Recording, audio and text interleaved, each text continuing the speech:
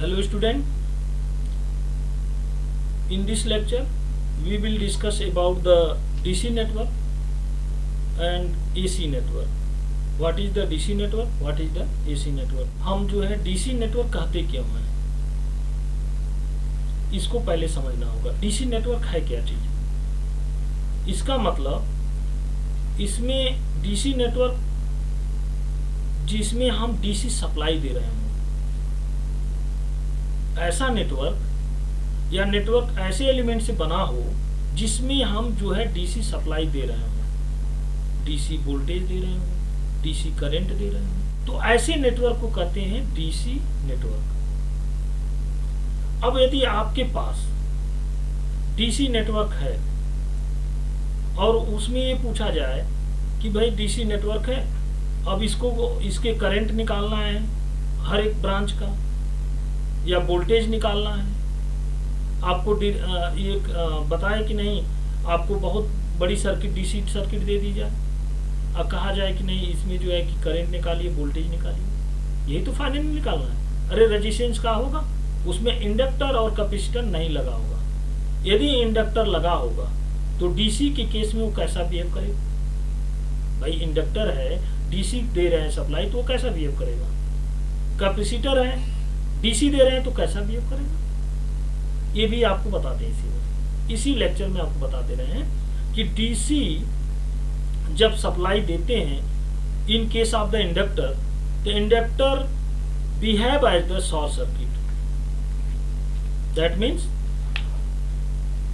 Inductor short कर जाएगा, उसका रेजिस्टेंस 0 हो जाएगा, बट कैपेसिटेंस का बिहेवियर कैसा रहेगा? वो ओपन सर्किट की तरह काम करेगा।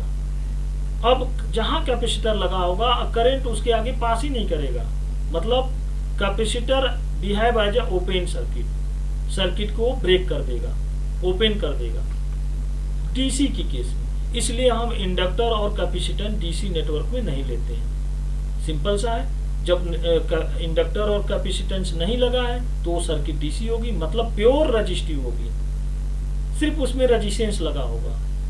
ऐसे सर्किट को जो है हम डीसी सर्किट बोलते हैं, मतलब डीसी सोर्स हो और रेजिस्टेंस लगा हो तो उसे डीसी नेटवर्क बोलेंगे। ठीक है। अब मान लीजिए आपके पास 5 या 6 जो है 5 या 6 रेजिस्टेंस दे दिया गया, आपको कहा जा रहा है कि आप इसको सीरीज कॉम्बिनेशन करिए, इसको जो है पैरेलल कॉम्बिनेशन करिए और डीसी सप्लाई दीजिए। तो आप इन एलिमेंटों को मिला के जब नेटवर्क डिजाइन करते हैं तो नेटवर्क कई तरीके के डिजाइन हो सकते हैं, बहुत कॉम्प्लिकेशन भी हो सकता है। तो इसके लिए हमको जो है एनालिसिस करने के लिए आप देख सकते हैं कि करंट को, वोल्टेज को रेजिस्टेंस के क्रॉस या थ्रू निकालने के लिए हमें कितने मेथड लगा सकते हैं, कैसे फाइंड कर सकते हैं। तो पहला लूप मेथड लगा सकते हैं, दूसरा मेश मेथड लगा सकते हैं या नोडल मेथड लगा सकते हैं। नोडल मेथड में क्या करेंगे, केसीएल लगा देंगे, लूप मेथड में केवीएल लगा देंगे। इसके बाद क्या है, इसके बाद आपका थ्योरम आ जाता है। कई ऐसे थ्योरम जनरेट हुए नेटवर्क को सॉल्व करने के लिए, जिससे हम करंट या वोल्टेज निकालने के लिए, वो हमारे पास कई तरीके के थ्योरम हैं। तो फर्स्ट, यदि मान लीजिए कोई ऐसी सर्किट हो जिसमें मोर देन 2 सोर्सेस लगे हो, वो लीनियर हो,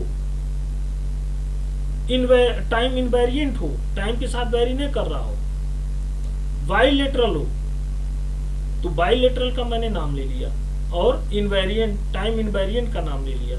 ये आपके सर्किट में टाइम इनवेरिएंट का मीन्स ऐसी सर्किट जो टाइम के साथ वेरी न करे, मतलब क्या, ऐसा एलिमेंट जो टाइम के साथ वेरी न करे, ऐसे एलिमेंट को कहेंगे टाइम इनवेरिएंट, और जो वेरी करेगा टाइम वेरिंग एलिमेंट बोलेंगे।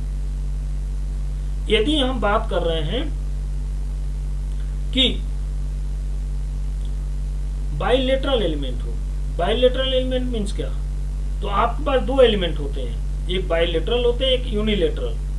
मान लीजिए आपने बाइलेटरल में क्या, रेजिस्टेंस ले लिया, रेजिस्टेंस में चाहे इधर से करंट आ जाए चाहे उधर से करंट आ जाए, दोनों तरफ से करंट फ्लो करेगा, तो इसको बाइलेटरल एलिमेंट बोलेंगे। लेकिन यूनिलेटरल एलिमेंट क्या है, तो यूनिलेटरल एलिमेंट में मान लीजिए रेजिस्टेंस है, उसी के साथ डायोड लगा दिया जाए, डायोड लगा देंगे तो यदि करंट फ्लो कर रहा है एक डायरेक्शन में तो रिवर्स उसी से नहीं आएगा। यदि आप चाहें कि इधर से जा रहा है करंट तो उसी करंट को दोबारा उसी सर्किट से वापस ले लें तो वापस नहीं होगा, सिर्फ वो क्या करेगा, एक ही डायरेक्शन में करंट फ्लो कर। क्यों? क्योंकि डायोड में करंट जा सकता है, वापस करंट डायोड से नहीं आ सकता, वो दूसरे रास्ते से ही आएगा, दूसरे कंडक्टर्स के थ्रू ही आएगा। ठीक है, तो हमारे पास थ्योरम की बात कर रहे थे कि कितने थ्योरम हैं। यदि मान लीजिए आपके वोल्टेज सोर्स 2 हैं सर्किट में, अब आपको जो है करंट निकालने हैं हर ब्रांच का, तो आप सुपरपोजिशन थ्योरम अप्लाई करेंगे।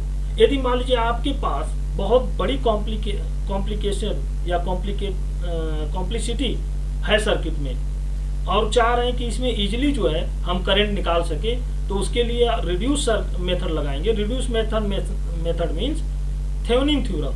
थेवेनिन थ्योरम एक रिड्यूसिंग मेथड है, बहुत बड़ी सर्किट है उसको छोटे सर्किट में करता है, उसके बाद इस with the help of the Thevenin theorem we can reduce the circuit from large to lower order. अब ये थेवेनिन थ्योरम से हम रिड्यूस कर सकते हैं, उसके बाद हम करंट निकाल सकते हैं। फिर उसके बाद आता है नॉर्टन थ्योरम, फिर आता है आपका मैक्सिमम पावर।